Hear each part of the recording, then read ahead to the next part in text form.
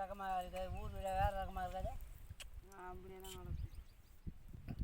எப்படி கண்டா எனக்கு என்ன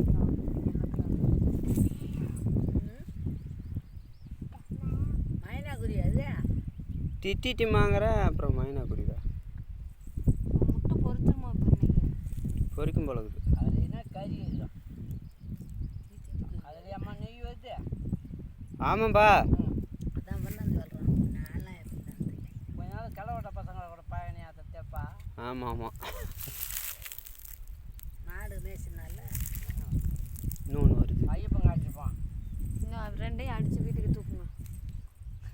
வரேன் இரு இரு. நேரம் ஐயப்பன் டே எனக்கு தெரியாதா? மைனாக்குருவிடா. மைனா இல்லைம்மா இது. என்னால் அது வந்து உட்கார் அது ஓடி